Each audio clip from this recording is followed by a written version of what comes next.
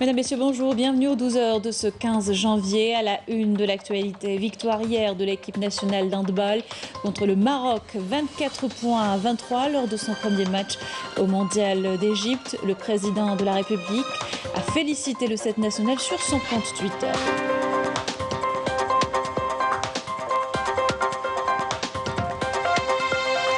Reconduction des mesures de confinement partiel décidées hier par le Premier ministère pour 15 jours.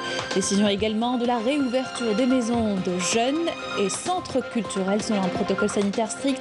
Les détails dans quelques instants. Je rencontre dans ce journal avec l'acteur et comédien Djilali Boudjemara. À cheval entre le théâtre et le cinéma, le comédien a beaucoup donné aux deux mondes au cours de sa carrière.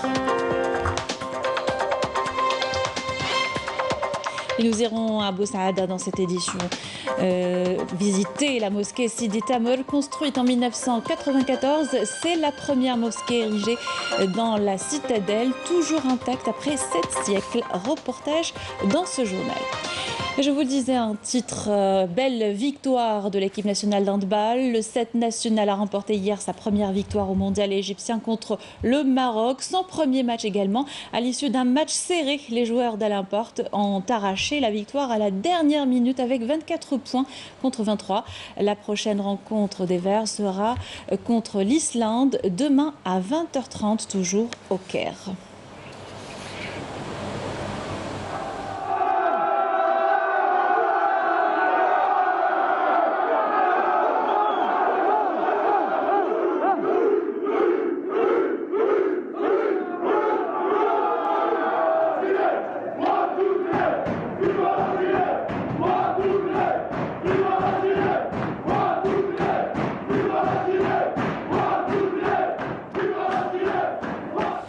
Alors c'était l'ambiance à l'issue du match, l'ambiance dans les vestiaires. Le président de la République, Ahmed Tebboune, a félicité le 7 national pour sa victoire sur son compte Twitter. Ahmed Tebboune a écrit « Vous nous avez honorés, cher champion, le reste est à venir ». Je vous invite à écouter à présent Habib Laben, président de la Fédération algérienne de handball, ravi de cette victoire. C'était un match vraiment difficile et nous nous félicitons de l'avoir gagné après beaucoup d'efforts et tout le monde est à féliciter, surtout les joueurs et le staff technique. Et je remercie les gens qui nous ont soutenus et à leur tête le président de la République qui nous a envoyé des messages de soutien avant et après le match. Et j'espère qu'on va continuer comme ça sur cette lancée, Inch'Allah, pour encore donner de la joie au peuple algérien et à tous les gens qui aiment cette discipline. Dans le reste de l'actualité, prorogation des mesures de confinement partiel pour 15 jours à partir d'aujourd'hui, décidé hier par le Premier ministère sur instruction du président de la République. Le confinement à domicile de 20h au lendemain 5h du matin dans 29 wilayas reconduits. Même chose pour les mesures de fermeture et celles régissant les activités sociales et économiques ainsi que celles des transports. Par ailleurs, il a été décidé l'ouverture progressive et contrôlée des centres culturels et des maisons de jeunes sous réserve du strict respect des protocoles sanitaires adoptés. La prorogation également de la mesure d'interdiction qui concerne les réunions et assemblées générales organisées par certaines institutions. Les Walis veilleront au respect de cette mesure et de l'application des sanctions réglementaires à l'encontre des contrevenants. Le ministre des Affaires étrangères, Sabri Bourkadoum, était en visite de travail en Angola et a été reçu par le président angolais João Lourenço, à qui il a transmis un message du président de la République, Ahmed Tebboune. Le chef de la diplomatie algérienne a assuré au chef d'État angolais de la volonté du président Tebboune de consolider davantage les liens historiques d'amitié, de fraternité et de solidarité existants entre les deux pays et d'approfondir le dialogue politique sur les questions coopération importante, d'intérêt commun au service de la paix, de la stabilité et du développement économique et social du continent africain. De son côté, le président Lorenzo a exprimé le respect et l'estime qu'il voue à l'Algérie au président Medjid Tebboune. Il a chargé Sabri Bourgadoum de lui transmettre ses sincères salutations et son souhait de tisser un partenariat stratégique avec l'Algérie au bénéfice mutuel des deux peuples frères, selon un communiqué du ministère des Affaires étrangères. Et le ministre des Affaires étrangères Sabri Bourgadoum a tenu une rencontre avec son homologue kenyan, Rachel Omamo. Les deux ministres ont procédé à un examen approfondi de l'état de coopération entre les deux pays. Les deux ministres se sont félicités de la qualité des relations bilatérales et se sont convenus d'approfondir la coopération bilatérale dans les domaines économiques et commerciaux. Dans l'actualité également, ce communiqué du ministère de la Défense nationale dans le cadre de la lutte antiterroriste et suite à une embuscade tendue à Oued Boudran, sud-ouest de Gentis, dans la wilaya de Khanchla. Un détachement de l'armée nationale populaire a abattu hier un dangereux terroriste et a récupéré un pistolet mitrailleur de type RPK, 3 chargeurs garnis de munitions, un poste de transmission radio et 2 téléphones portables. Cette opération, toujours en cours, s'inscrit dans la dynamique des résultats qualitatifs réalisés par nos forces armées afin d'assainir notre pays du fléau du terrorisme et d'asseoir la sécurité et la quiétude à travers l'ensemble du territoire national, ajoute le communiqué du MDN. Et nous vous avons raconté son histoire dans ce journal il y a une semaine. Amin Bouhali, atteint d'une maladie rare, l'éléphantiasis, a été transporté hier à l'étranger. L'élan de solidarité que son cas a suscité lui a permis d'obtenir une prise en charge dans une clinique spécialisée. Raouf Hamouche, qu'il avait rencontré la première fois, était hier à l'aéroport. C'est à bord de cet avion spécial médicalisé payé par un bienfaiteur que Amin a pris le départ vers Nuremberg en Allemagne pour subir une opération chirurgicale où il passera un séjour médical d'une durée de 6 mois. Il a été transporté depuis sa ville natale, Médéa, à bord de cet hélico de la protection civile. Je vais enfin partir en Allemagne pour me faire soigner. Je tiens à remercier chaque personne qui m'a aidé ainsi que les pouvoirs publics.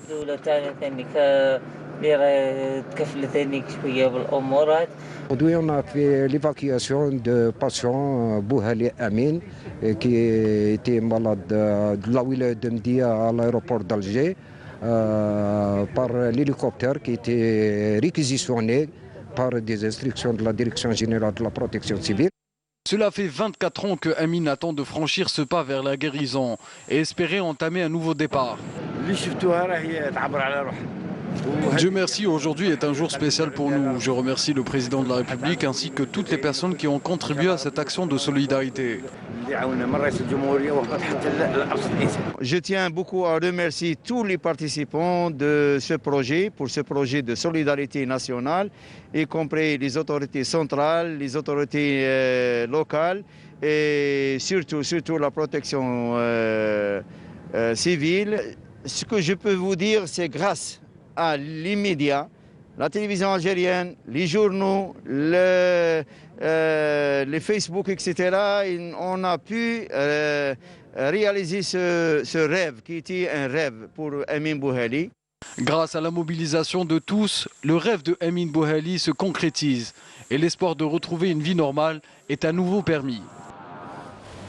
Situation sanitaire, 267 nouveaux cas confirmés de coronavirus, 201 guérisons et 3 décès enregistrés au dernier bilan du comité scientifique de suivi de la pandémie.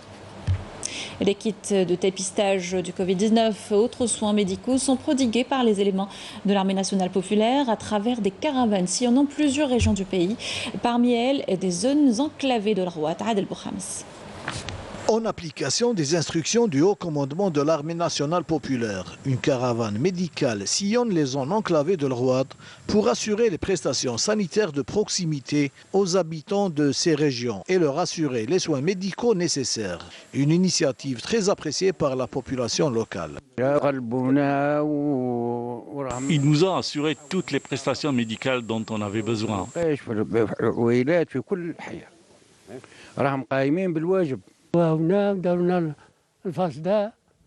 Ils nous ont vaccinés, ils ont mesuré notre tension artérielle. C'est une louable initiative. Nous remercions notre armée.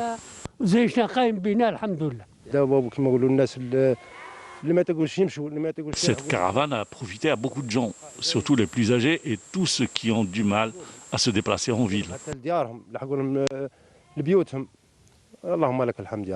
Cette caravane a profité à beaucoup de gens, surtout les plus âgés et tous ceux qui ont du mal à se déplacer en ville. Le staff médical de l'Armée nationale populaire poursuit la campagne de vaccination contre la grippe saisonnière et de dépistage de la Covid-19. Cela traduit les missions humanitaires de l'Armée nationale populaire qui vise à prêter aide et assistance aux habitants des régions enclavées. Nous sommes au chevet des personnes âgées, notamment celles souffrant de maladies chroniques. On leur assure les soins médicaux nécessaires. Nous leur donnons également des médicaments et les masques de protection.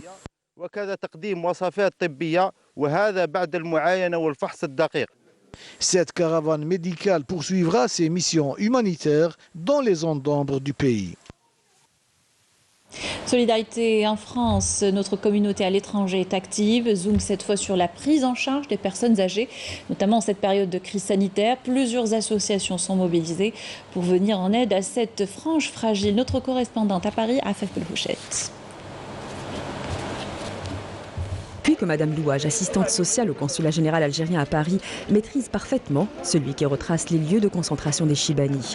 En effet, voici des mois qu'elle et d'autres parmi ses collègues, assistés de volontaires, distribuent des colis de ravitaillement à destination de nos anciens isolés via les associations qui se chargent de leur accompagnement, comme Ayem Zamen, spécialisée dans les démarches administratives de demande de retraite. Ces colis sont destinés à ses adhérents. C'est une très belle initiative, ça nous permet vraiment d'aider, surtout en cette période de crise sanitaire.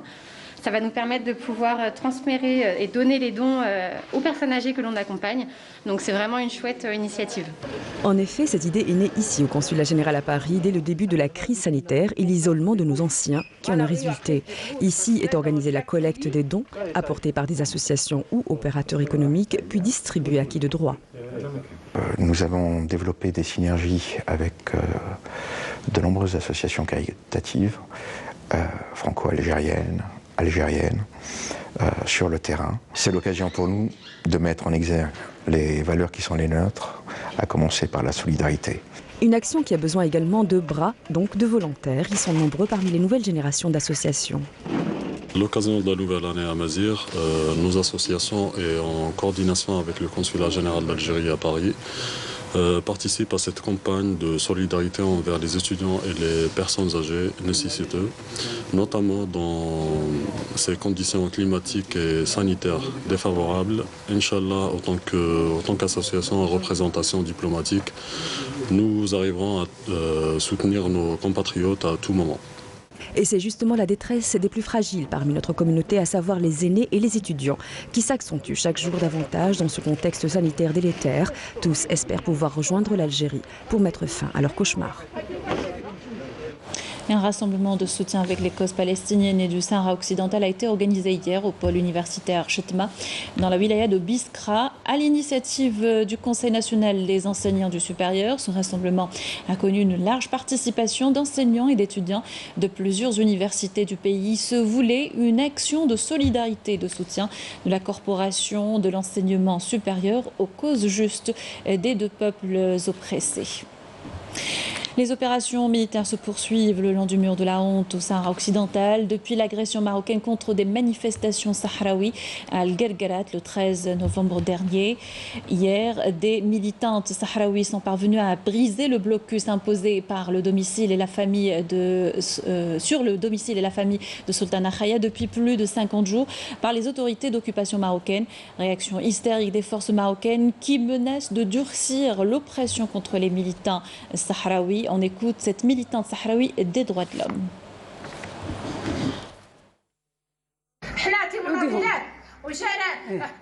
Nous sommes des militantes sahraouis. Nous nous trouvons au domicile de Sultana Khaya, qui est encerclée par les forces de l'occupation marocaine. Nous poursuivrons notre combat contre la répression marocaine et nous sommes prêtes à mourir pour l'autodétermination du peuple sahraoui. Manifestation à Raza devant le siège de l'Office de secours et de travaux des Nations Unies pour les réfugiés de la Palestine. Les contestataires dénoncent la réduction des aides financières décidées par l'administration de Donald Trump. La situation humanitaire dans la bande de Gaza soumise au blocus depuis 14 ans devient insoutenable. L'agence onusienne appelle à une conférence internationale au mois d'avril en présence de tous les donateurs internationaux, notamment des représentants de l'administration américaine. Wissem Abou Zaid, ML Bouarba.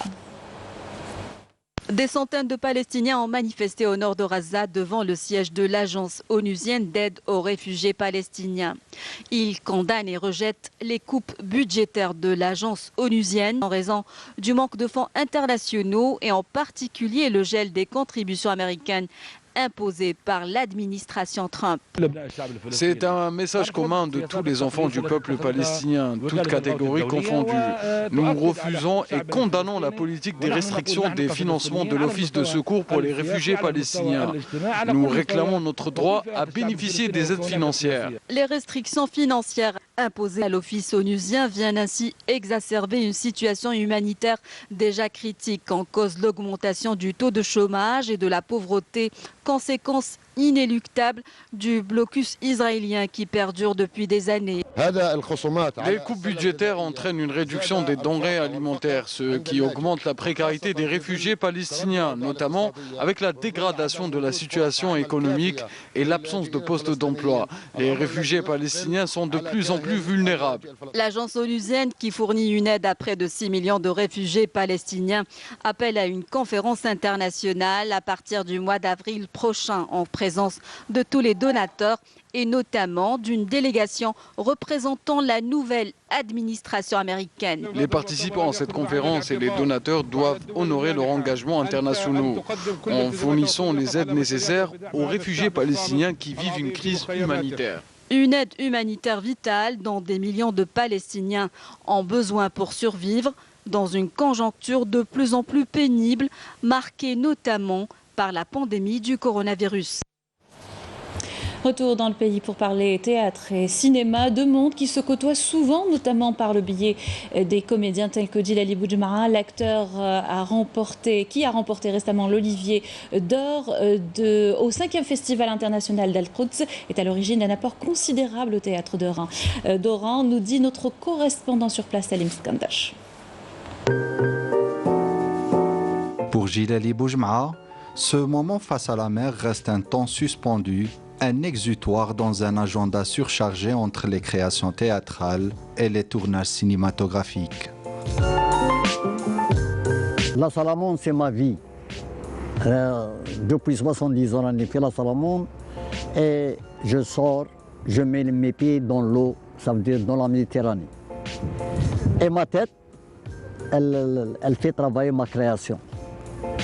Donc, obligé, le matin, je dois voir la mer.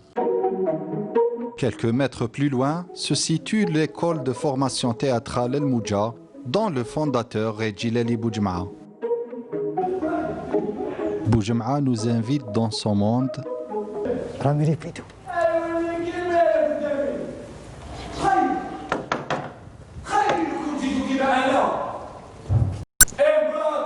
Actuellement, en pleine mise en scène d'une pièce théâtrale pour enfants, le dramaturge suit les répétitions d'un œil aiguisé.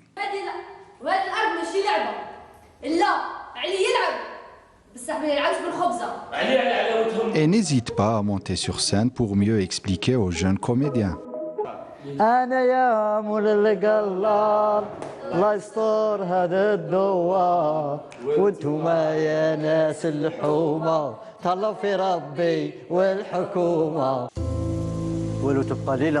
Une quête permanente qui suit dans ses expériences théâtrales, mais plus seulement. En quête de nouvelles aventures, Djilali Boujedmaha a partagé récemment l'affiche avec Jamila Arres dans le long métrage Jusqu'à la fin des temps. Dès qu'on est au plateau de cinéma, on dit un plateau, on ne dit pas une scène.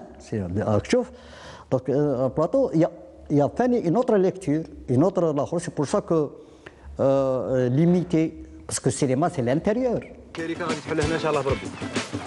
Pendant 1h30, Boujedmaha, le comédien de théâtre, nourrit Boujedmaha, l'acteur de cinéma. هذيك لاتيريا نتعلمها في التياتر.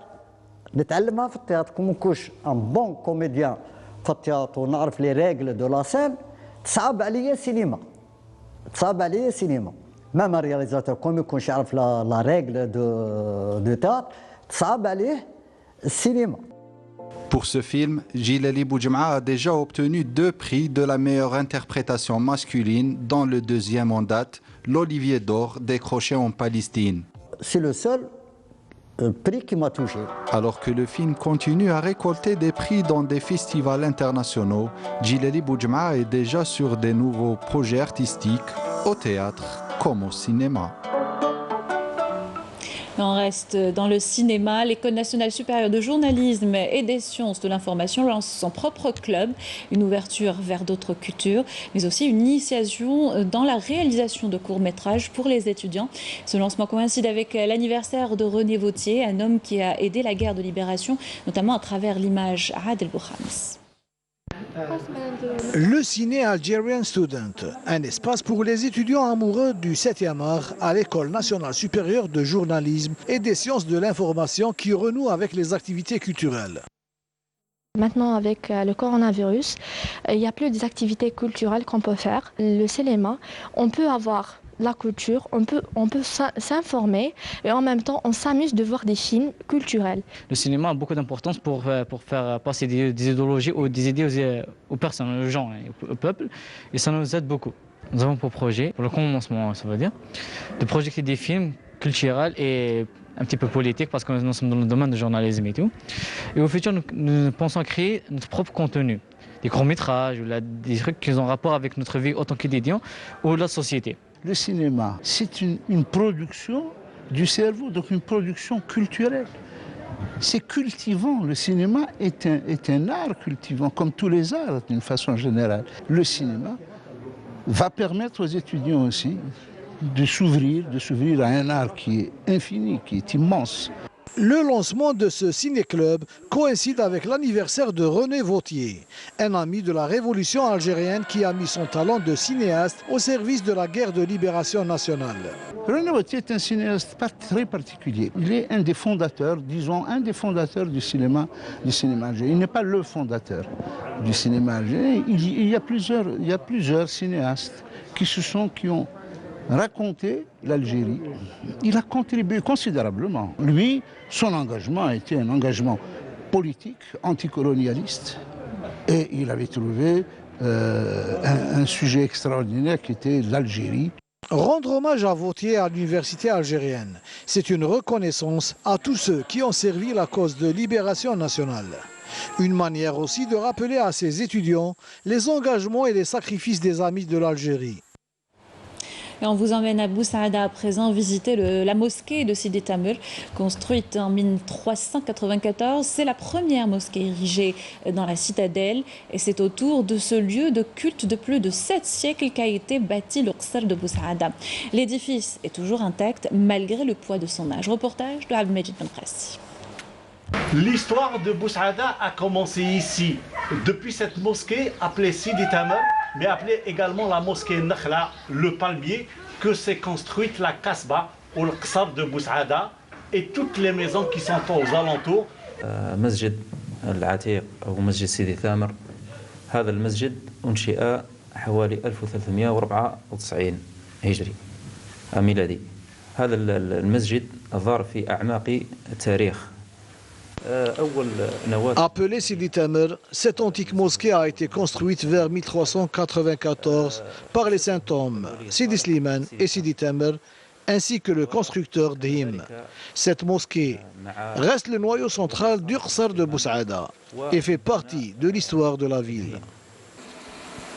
Plus de 7 siècles d'histoire pour une mosquée qui est restée debout malgré les aléas du temps.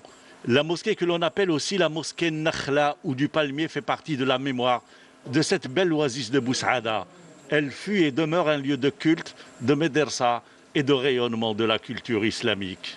هذا المسجد مما يعتز به سكان مدينة بوسعادة فهو أول مسجد جمع الناس وهو النواة الأولى لمدينة بوسعادة. Cette mosquée est une véritable fierté pour les habitants de Bou Saada. C'est le premier lieu de culte de la ville qui a rassemblé les habitants de cette citadelle. Cette mosquée a porté plusieurs noms. Sidi Tamr, la mosquée antique, la mosquée de la citadelle qui ressemble beaucoup à la ville de Ghardaya. Et enfin la mosquée Nakhla à cause du palmier qui se trouve à l'entrée de ce lieu de culte qui a joué, faut-il le rappeler, un grand rôle dans la sensibilisation du peuple lors de la colonisation française. على أهل المنطقة كافة من تعليم العلم ونشر تعاليم الإسلام السمحة وتعليم القرآن وما زال إلى وقتنا الحالي إن شاء الله عز وجل. كذلك ساهم في الثورة إبان الثورة التحريرية ساهم. Une mosquée unique en son genre, une architecture unique en son genre également, avec tout ce que vous pouvez voir ici, avec ce couloir par lequel passent les croyants. C'est quelque chose d'extraordinaire, c'est du jamais vu. C'est une mosquée unique, je le dis bien, unique en son genre, avec cette beauté. On a réellement la paix et la sérénité quand on rentre dans cette mosquée. Je vous recommande aussi de venir la visiter un jour. Si vous êtes de passage ici, à Bou Saada, vous n'allez pas le regretter. Voilà, l'appel est lancé par Abdelmejid Benqassi. On termine notre journal par du sport, avec du sport football. La 8e journée de Ligue 1 a débuté hier avec le nul négatif entre le GSM Skikda et le CS Constantine. Elle se poursuivra aujourd'hui et demain. Le programme complet avec par Sid Ahmed Bouraïb. Une journée qui sera marquée par le choc en tant de Sétif Mouloudia d'Alger. Surfant sur une longue série d'invincibilité, toutes compétitions confondues, et large vainqueur en déplacement du Kaborj Bouaririj, l'entente abordera cette affiche avec l'intention de préserver sa dynamique et surtout creuser l'écart en tête face à un concurrent direct au titre. Le MCA, qui compte un match en moins, essaiera de faire le meilleur résultat possible et rester au contact du leader. Le stade du 20 août 55 arbitrera l'autre affiche de la journée entre le champion au titre le Chabab de Belouizdad et le Mouloudia d'Oran, qui vient de se séparer de son entraîneur Bernard Casoni.